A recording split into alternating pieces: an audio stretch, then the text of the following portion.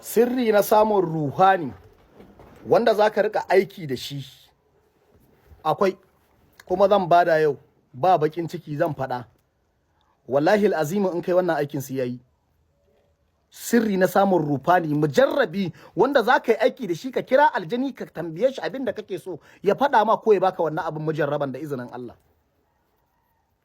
Zan faɗa yau, wanda bai da shi ya je ya gwada wannan.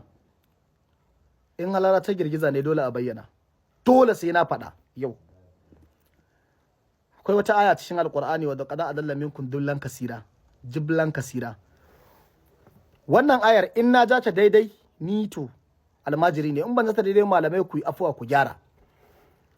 Zaka je ka ɗauki wannan ayar, zaka samu a ce nan wurin misali nan a ce siminti ne haka, dandamali ne nan haka, sai ka zauna daga nan, sai ka nemo yaro karami wanda bai balaga ba, sai ka zauna da shi daga nan.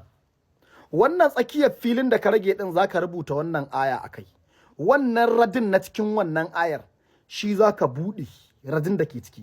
Walaqad allama minkum jibran kasira. Wannan aya, wannan radin shi zaka dai buɗe in dai ka fahimta.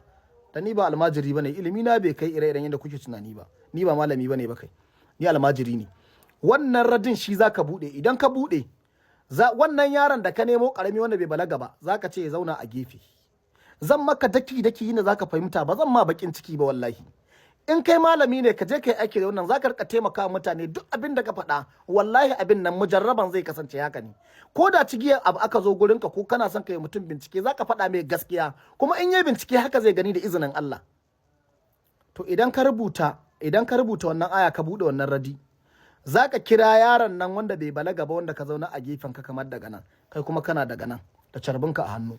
Wannan yaro da ka zaunar wanda bai balaga ba, za ka karanta mai kul a'udhu birabbin nasi, kul a'udhu birabbil falaqi, la ilafi kafa 3, ayatul kursi kafa 1, ka tofa masa a kansa. In ba haka ba in dare zai rika firgita, ko yaro karami ko yarinya karama wadda bata balaga ba, kowanne zai. Kuma wannan aljanin in ya zo ba zai ce wai ka bashi kuɗi ba, ba magana kuɗi ko sisi ba za ka bada ba, kawai Allah ne ya taimake ka tsanci dami a kala. Kai Halifa ba magana bakin ciki a tare da shi, addu'ar da ake min kadai ya isa. Na samu kuɗi, na samu kuɗi, na samu kuɗi, na samu kuɗi, na samu rufin asiri. Tunda koda naira 100 aka baka kuɗi ne, wannan can yana nema bai same ta ba. Menene yasa? Saboda addu'a da wanda zai in ka gwada abin mutum kaga yayi da tsiya ma ka kira shi kai mai kyautar da bai tunani ba, in baka same shi ba za ka yi ta bibiya inda za ka same shi ka kyautata masa wata rana. Menene yasa? Saboda abun da ya bada mai kyau ne. Kuma ka gwada kaga abin nan yayi. Wani na can ko naira miliyan nawa na ce ya bani in bashi wannan sirrin zai bani. Kuma mutane da yawa sun sha bani kuɗi in basu wannan sirrin suna amfani da shi. Wallahi alazim. Yau zan bada kyauta saboda Annabi Muhammadu.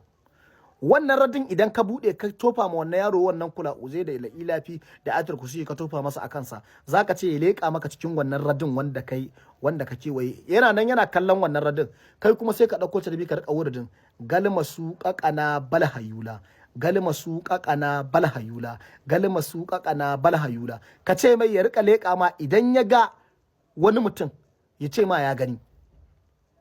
Wallahi kafin ka zagayo yaron zai ce ma ya gani in Allah ya yarda. Idan kuma ya ce ma bai gani ba kafin ka zagayo, to wannan ba zai ba canza wani yaron. Amma ba za a yi tarbi 3 ba a ce ba wanda ya gani, ƙarya ne, ba zai yiwu ba. In za a baka na kirki kawai. In za a bada abu kawai a daure a bada mai kyau. In ya ce maka ya gani, sai ka ce mai fararen kaya gani ko mai bakaken kaya. In ya ce maka mai bakaken kaya gani, zaka ce mai ya ce a sauka lafiya. Makaryaci ne. Duk abin da zai faɗa masu ya makarya. Kuma wata ran sai ya jefa ka cikin halaka. Amma idan mai fararen kaya ya gani, zaka ce ya mai sallama. Shi yaron yana gani, kai ne ba za ka gani ba, zai mai sallama, zai maido mai. Zaka ce da Allah kana so za ya rika taimaka maka, zai maido mai yaron ya maido maka. Zaka ce to kamar misali awakin wani ne suka bace ko matar wani ce ake zargin sihiri ke jikinta, me gaskiyar magana, zai faɗa ma gaskiya, sannan kuma zaka tambaye to ya za a haɗa magani a magance wannan ciwon. Zai taimaki rayuwarka, wannan mujarraban ne. Wallahi alazim duk wanda ya gwada wannan zai yi. Amma ka sani kakka jawo dan wani ba kanan ka ba dan uwanka ba kai wannan abin da shi. Wani zai ce zaka lalata mai da, za ka koya mai tsafi, wani kuma zai ce tsafa yaron zaka yi, wani kuma zai ce mayi ne kai. Dan haka ka manta kuma da karanta wannan ayoyin ka tufa mai yaro, dan in baka yi mai haka ba zai rika razana in dare yayi. Ayi sharing saboda manzon Allah ga malamai ga almajirai yan uwana su karu. ga masoya wanda suke da bukatar wannan sirrin su ma su karu. Ina muku fatan alkhairi. Allah ya bar mu da annabi Muhammadu. Annabi takalminka ya fi duk halittar Allah. Akwai yuzin sawun din anan ne ko anan, to in dai ka duba zaka samu akwai sawun din nan na annabi Muhammadu takalminka ya fi kowa. Ka je ka yuzin sawun, bidiyon ka zai tafi bara, sannan kuma zaka samu ƙarin ci gaba saboda fito da martaban manzon Allah da kai. Allah ya bar mu da annabi. Ina muku fatan alkhairi. Wannan mujarraban ne, dan izala zai dauka, dan shi'a zai dauka, dan alquran zai dauka, duk dan dariƙa da duk sauransu na ba kowa, amma masoya manzon Allah na ba.